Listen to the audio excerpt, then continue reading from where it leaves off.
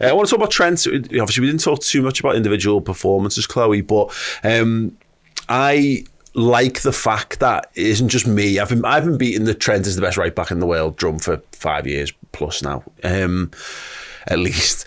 And obviously in the last 2 years, I think there's been loads more scrutiny on him.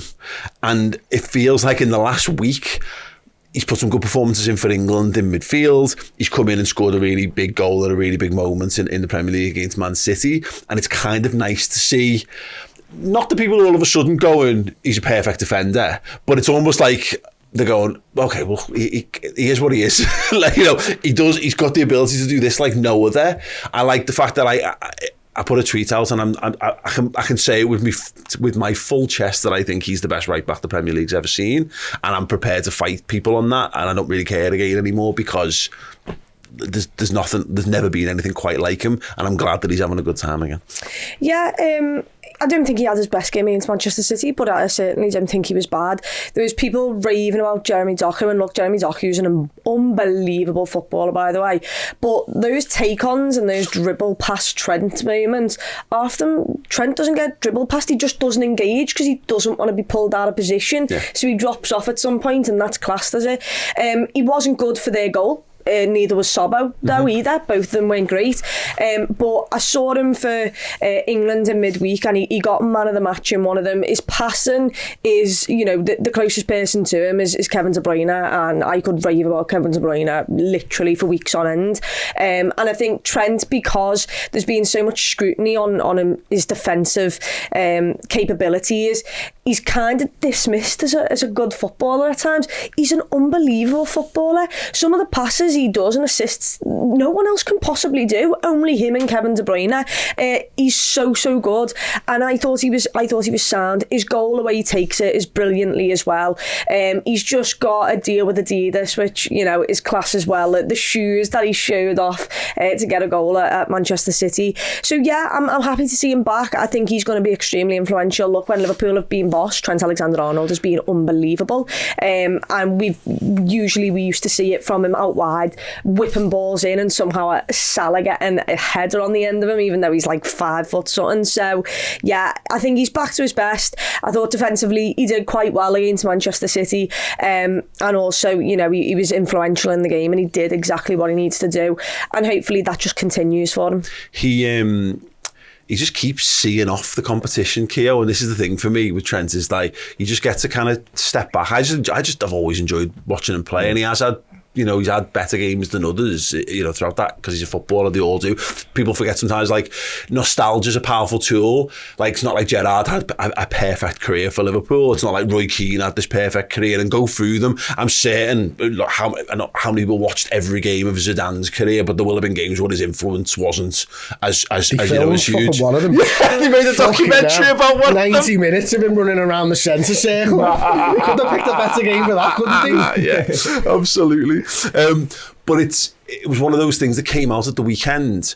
Like, Reece James being sent off had kind of added to this a little bit, but like, Reece James, he's had loads of injury problems which have definitely hampered him, but all of a sudden that was the one. There's always the one, isn't there? He's always the yardstick. No one ever compares to anyone else. Yeah. That tells you all you need to know. Exactly that. You know, it was I was going to say Andrew Villas-Boas. No, Aaron Wan-Bissaka. There we go. It was going to be, and then there's always another one. This is the guy. Yeah, as well. That's another one that gets thrown about. I've seen a stat before. I don't know the exact numbers, but it was nearly 1 in 3 a goal or assist for a right back. That's fucking frightening, that, you know.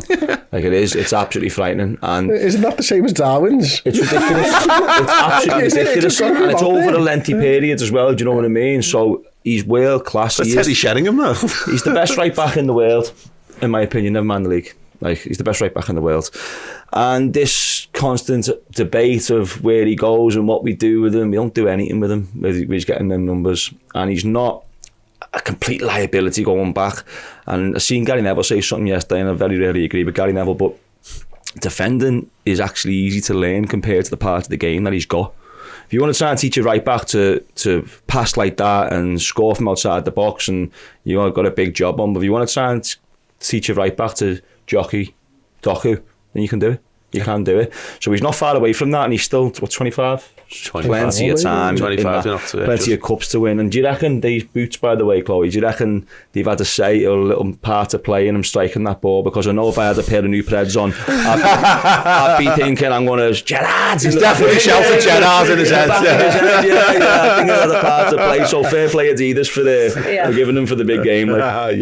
Couldn't have gone better for them, could it? Releasing them off the back of that. Like. Jude Bellingham, I think, also scored in his game, and he's black ones on as well, didn't he? I've seen them. Black boots, black Adidas. Yeah. Black Preds with a red tongue. Yeah. Oh, that's the old school one. Yeah, Them just missed out on Bellingham in Preds. Fuck's sakes. I was just about getting over it. Yeah, no, because he's great. We know he's great, you know, and I just find that you've got to, like, people feel like they've got to qualify every positive they say about Trent with, but the defensive side of things, it's like, just fucking shut up and enjoy. Not even that bad. It always boils down to what is the manager doing with him. The manager keeps playing him, so the manager's obviously happy with him, and I trust Jurgen Klopp. You know what I mean? Like, if you have another right back like Aaron Wan-Bissaka and you asked him to move over the halfway line for his average position, you wouldn't get none out of him, and he'd be worse defensively. Do you know why? Because his starting point's not the right place for what you want out of Aaron Wan-Bissaka, because you want him to defend. So his positioning is always the thing. I don't think as a tackler he's that bad. I think he's the same as most of the tacklers. There's not Branislav Ivanovic or Azpilicueta are the two fullbacks where I've gone over the last 10-15 years. Fucking hell, they're hard to get past, like, you know what I mean? There's not many of them, like. But as a tackler, I think he's okay. I think his positioning is what lets him down, and his positioning is because of the system that Liverpool play. So I can understand why he doesn't. So it's not his positioning; it's the positioning of his position. If he was in the wrong place, you're going to tell him to move. But he's played 5 years of being in the wrong place, so he's not in the wrong place. Jurgen's telling him he's there. Otherwise, Jurgen will just drop off, lads. Don't let them in the space I'm not going behind to you. play it if you keep going out of position, because Jurgen doesn't see it like that. And it's the England argument as well. Southgate plays him in midfield, he's brilliant. Southgate is nowhere near the manager Klopp is, and if you give England Klopp that England team, he'd win everything with them. And England, and he'd play right back. Yeah, exactly. But also, let's not forget, because it gets forgotten, international football is not as good as Premier League and Champions League standard. It's not. So I mean, and this is where this forever with like Gini Wijnaldum. Gini Wijnaldum playing in the 10 for Holland and he's scoring goals. Yeah, because international football's fucking shit. And they're playing San Marino. Yeah, exactly. Honestly, because ultimately it's easier to do that at international level than it is to do it in the Premier League at the highest level, in the highest levels of Europe and all that. Like, yeah, absolutely fine. But I like the fact that people are starting to go, ooh, but they're only starting to do it because they're all fucking England fans, Paul. And they all want England to do well. So the narrative shifts around Trent because they think that they know better than everybody else. And for England to win something, the difference is Trent. And it might well be.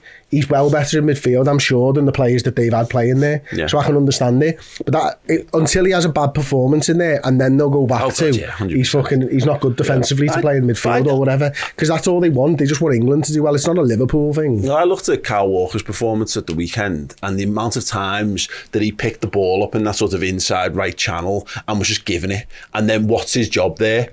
It's just to pass it on to the other guy who's good at passing. Well, Trent's picking the ball up in that area and his job is to play a killer pass into the box. So there'll be one of those things where his pass completion stats will look lower, and it's what you're really looking at in those situations. I think Kyle Walker's terrific, by the way, as a proper traditional understanding of a right back plus. Reece James, absolutely same. I think they're both really, really good players. These things don't have to be mutually exclusive. You don't have to think Reece James is shite because you think Trent's really good. I just think Trent is a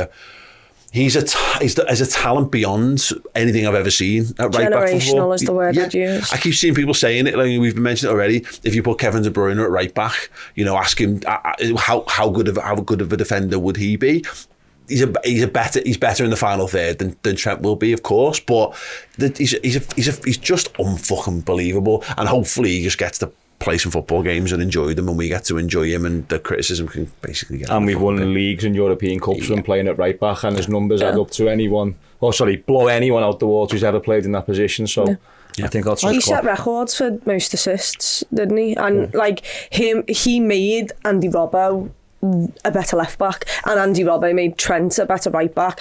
I can never picture this Liverpool squad for the next 10 years without Trent Alexander-Arnold in that, because he is, going forward, he might be our most influential footballer. We've now got Sobbo and we've now got Gravenberch, but when we did win the leagues and the Champions League, our midfield was a midfield that wasn't creative. It was a workhorse. It was a grinder. So you had to find other players to really enable those front three to do what they did. And Trent was the lad. Trent and Robbo were the two that were unlocking everything for us. And we're always guilty, I think, of looking at what everyone else has got and like sort of like, oh, look what they do, and like we've somehow got to copy what everyone else does. It's got to be exactly what Man City do. I do enviously look at how the midfields they've been able to put out over the last 5 years, and I marvel at like how many attacking players they get on the pitch. So at the weekend, like, you've got Rodri there, and they're effectively just playing two front three players in midfield alongside him. They've got away with Bernardo Silva as the inverted left back in games last season. Like, not loads, but they've done it. Liverpool have always found a different way of doing things, and you see John Stones does the inverted thing for them. It was the other guy does it at the weekend. Akanji. Fine. Trent's better and will naturally be better at that, but it means that you have to do things slightly different elsewhere in the pitch. Whatever. Ultimately, the proof of the pudding is in the eating. If Liverpool can be at the top of football with players of that kind of calibre in the side, like Real Madrid fans about 15 years ago saying the same thing about Roberto Carlos, or Barcelona fans talking about frigging their right back Dani Alves and all that type of stuff. And do you reckon they were all just having the same conversations as we've been having for the last 5 years? Heads ultimately, none of us really knows what we're talking about. So that's why you've got to go. Do you enjoy watching it? Is it more successful than it's not yet? Then fine. You know what I mean? Take your licks wherever they come.